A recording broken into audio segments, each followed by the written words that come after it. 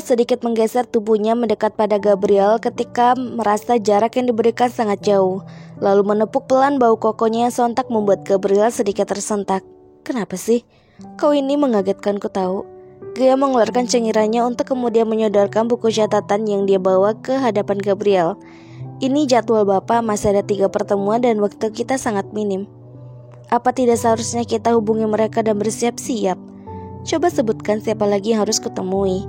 Pertemuan dengan DBS Group Holding pukul 5 sore nanti. Selanjutnya pukul 7.30 malam ada pertemuan dengan Triton Crop mengenai pembukaan cabang baru di Singapura. Dan besok sebelum kita pergi ke bandara ada pertemuan dengan Bapak Braycon untuk membicarakan masalah MC Group. Jelas Gea dengan nada lantang dan tepat, kemudian segera menutup bukunya dan mulai menatap Gabriel yang sekarang juga tengah menatapnya dalam diam. Dan sialnya hal itu membuat Gea terdiam dan terpaku. Entah, ditatap seperti itu membuat darahnya berdesir tidak karuan. Padahal hanya pandangan datar yang tenang di sana, tapi benar-benar membuat Gea diam tanpa bisa berkutik. Oh ayolah Gea, dia menatapmu karena kau menjelaskan jadwalnya saja, batinnya kegeeran.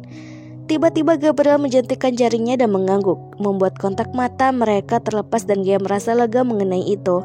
Lalu Gabriel kembali mengalihkan pandangan pada MacBook-nya dengan bergumam. Kau catat ini baik-baik, pertemuan dengan Triton Crop akan dilakukan pada pukul 7 malam.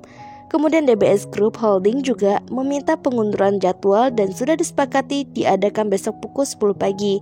Dan terakhir MNC Group, kau harus hubungin dia dan bilang kalau jadwal akan dimundurkan karena kedua alasan tersebut menjadi besok pukul 3 siang. Gea buru-buru mencatat seluruh perkataan dalam satu tarikan nafas Gabriel. Sudah kau catat? Iya, Pak, sudah. Gea kembali mengecek tulisannya yang terlihat sedikit acak itu. Kemudian keningnya mengerut ketika mengingat suatu hal yang menurutnya janggal. Bapak, apa kita akan menambah hari di sini? Iya, kenapa tidak? Gabriel mengangguk dan menoleh menatap Gea dengan satu alis yang terangkat. Lagi pula ada beberapa orang yang bisa memegang tugasku di sana. Ah, baiklah. Sebuah berkas tersodor ke arahnya yang membuat Gea segera mengambil dan membukanya. Sementara Gabriel kembali berkutat pada MacBook-nya. Itu, coba kau cek dulu beberapa kevalidannya, kemudian masukkan ke dalam data di MacBookku. Gea meregangkan tubuhnya ketika rasa pegal menyerang leher dan punggungnya. Berkutat dengan berkas-berkas ditemani MacBook bosnya benar-benar membuat matanya terasa perih. Gea mengedipkan matanya berkali-kali dan mengalihkan pandangan pada sekitar. Gabriel tidak ada di sana. Padahal baru beberapa menit yang lalu pria itu mengkoreksi beberapa hasil penelitiannya. Tapi sekarang sudah menghilang dan Gea tidak menyadari hal itu. Mungkin karena dia terlalu serius sampai tidak sadar. Bapak, kepalanya menoleh ke sana kemari tapi sama sekali tidak menemukan batang hidungnya sedikit pun. Gea mengedikkan bahu dan kembali berkutat pada MacBook di hadapannya. Cepat sekali menghilangnya. Masa bodoh dengan pria itu. Toh ini juga kamarnya. Jadi tidak mungkin Gabriel keluar kamar tanpa sepengetahuan Gea. Ceklek. Gea. Iya, ada apa-apa? Gea tersentak kaget saat suara besar milik Gabriel menyapa telinganya. Bapak mengagetkan saya, Pak. Kenapa? Tidak, bukan apa-apa. Gea mengerutkan keningnya saat menyadari penampilan Gabriel yang tampak berubah. Pria itu sekarang mengenakan sweater berwarna navy berpadu putih dan juga sepatu Nike. Terlihat sangat tampan, menghilangkan kesan seorang CEO yang terkenal akan kearoganannya. Bapak bergantian pakaian. Gabriel mengangguk, kemudian berjalan mendekat, mendudukkan dirinya di samping Gea yang masih menatapnya bingung. Sementara pria itu tidak menyadarinya dan memilih untuk mengecek kembali pekerjaan yang Gea kerjakan tadi. Aku pikir berjalan menuju pantai di dekat sini cukup menyenangkan. Pantai? Di sini ada pantai? Iya, memang kau tidak tahu? Gea meringis menyadari betapa noraknya dia sampai tidak tahu bahwa di dekat hotel ada sebuah pantai. Jujur kalau Bapak tidak memberitahu mungkin aku tidak akan tahu. Hehehe. Gabriel menekan ke atas save.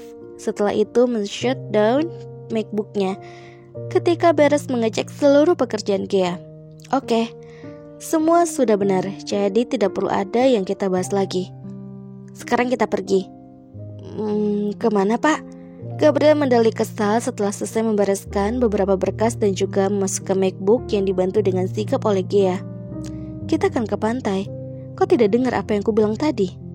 Sama aku, Pak. Menurutmu? Gabriel segera berjalan meninggalkan Gea yang masih terdiam di tempat. Gea, cepatlah. Kalau kau tidak datang, dalam hitungan ketiga pintu ini akan terkunci sendiri. Iya baik-baik, Pak. Gea segera berlari dengan diiringi oleh hitungan yang keluar dari bibir Gabriel. Tepat hitungan ketiga, langkahnya tepat berada di luar pintu dan itu membuat Gabriel menyugingkan senyumnya. Lalu mereka mulai berjalan menuju lift dengan keadaan hening dan membosankan. Jarak antara kamar Gabriel dengan lift memang tidak terlalu jauh. Begitu sampai, Gabriel segera menekan lantai G dan pintu kembali tertutup. G melirik sebentar ke arah Gabriel yang masih terdiam di sampingnya. Sungguh bosan dan pria itu benar-benar membosankan. Kadang benar-benar hening sampai membuat G rasanya ingin cepat-cepat keluar dari dalam lift. Oh iya, Pak, Gabriel menoleh. Aku sungguh penasaran dengan ini, tapi Bapak jangan marah dulu ya. Tentang apa? Tentang kejadian mabukmu, Pak. Dia menggigit bibirnya begitu rasa gugup menyelimutinya. Ting! Pintu lift terbuka. Gabriel kembali menoleh ke depan. Akan kuceritakan nanti, tapi cepat keluar sekarang. Gabriel berjalan lebih dulu yang segera diikuti oleh Gea. Dan Gea tahu, Gabriel sudah mulai terbuka padanya.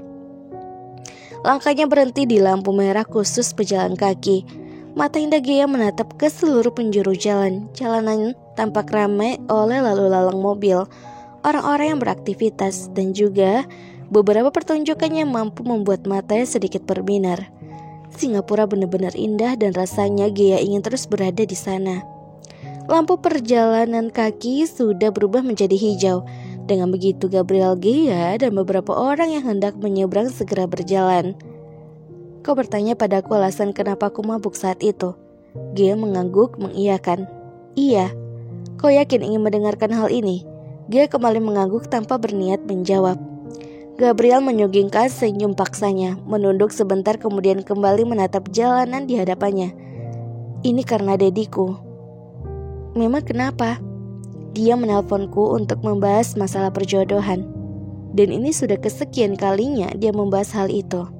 Benar-benar membuatku muak.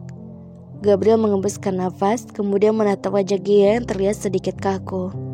Halo Naveler semuanya, jangan kemana-mana, tetap di channel Mimin, channel Feby Fitaloka. Jangan lupa subscribe, like, dan komen, karena dukungan kalian itu adalah semangat Mimin untuk upload setiap harinya. Dan ayo dong pada ramaikan channel Mimin supaya Mimin tuh semakin semangat untuk uploadnya. Jadi ayo dong rame-rame. Bagi komentarnya dong bagaimana dengan episode yang udah sampai ke 11 ini. Mimin pengen tahu gimana pendapat kalian atau bagaimana ke depannya. See you next.